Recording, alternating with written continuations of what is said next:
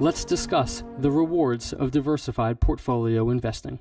Here we show 45 years of risk and return data for 7 different asset classes. What's interesting about 45 years is over the last 45 years, we had periods of rising rates and periods of falling rates, periods where U.S. stocks were increasing and periods where they were decreasing, periods where commodities were booming and commodities were busting. Now, if you're like most U.S. investors, you're really wrestling with the trade-off between low risk, low return U.S. bonds and high risk, high return U.S. stocks. And when you see this page, you will likely want to cross off commodities and gold because they have high risk and low return. And when you look at international stocks and real estate, you can pretty much cross them off because U.S. stocks had higher returns with lower risk. And international bonds, this button right here is a little bit interesting, but it's between U.S. stocks and U.S. bonds. So you're still left with the trade-off between U.S. bonds and U.S. stocks. The purpose of this presentation is to think about what if we didn't want to make that trade-off? What if instead we owned the entire world and were properly diversified?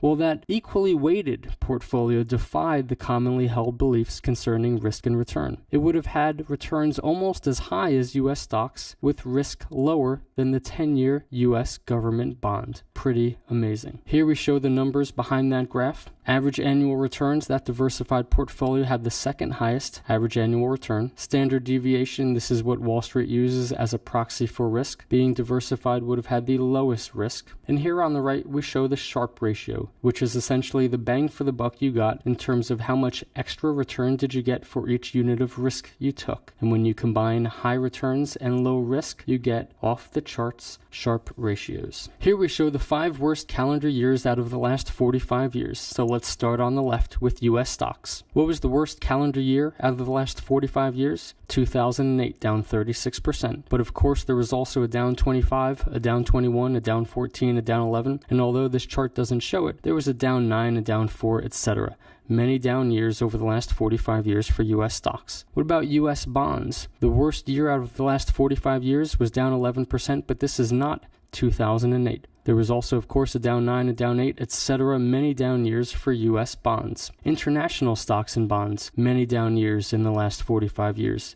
Real estate, gold, and commodities, many down years in the last 45 years. How about all the way on the right, the diversified portfolio would have only had 4 losing years out of 45 years. Here is absolutely the best thing we can show you, rolling 10-year data points. We've shown you a 45-year data set, which is likely too long for most investors, and we've shown you individual calendar year returns, which are much likely too short. But here we show rolling 10-year data periods. The first one starts at 1970 and goes to 1979. The second one starts at 1971 and goes through 1980. There was, of course, a 10-year data period starting in 1983, going to 1992, etc. There are 36 rolling 10-year data points here.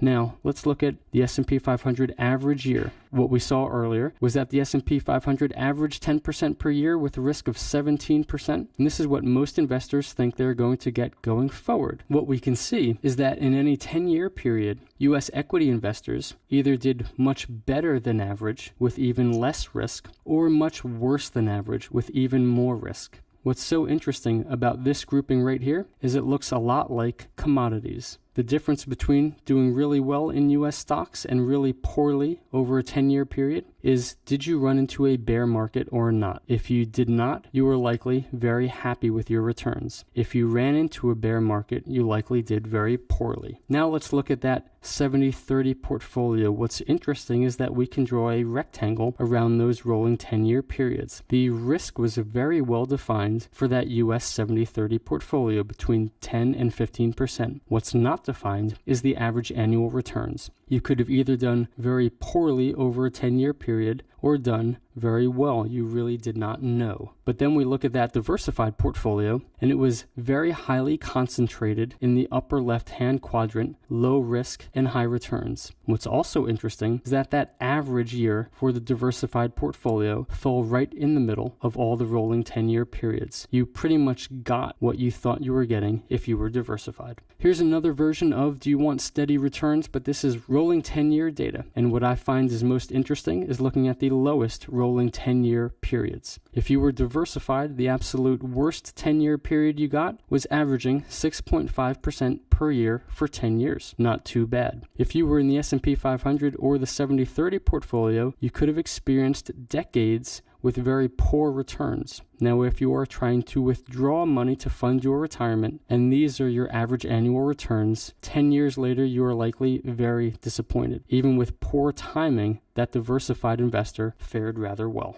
Here's the final slide, and this is where we take out our crystal ball and show you risk-return data for the next 45 years from 2015 to 2060. Unfortunately, I'm joking, we do not have a crystal ball, as all the return data, all the risk data, and all the asset class data are unknown. What we mean by this chart is that going forward, we think there will be things in the world to invest in that have higher risk, higher return, and things which have lower risk, lower return. Unfortunately, we don't know what those things are, what the returns will be, or what the risks will be. But based on history, we believe that if we sensibly diversify, we can have a higher return than most things and a lower risk than most things. Our lawyers hope that you are good at speed reading. Please do reach out to us for more information.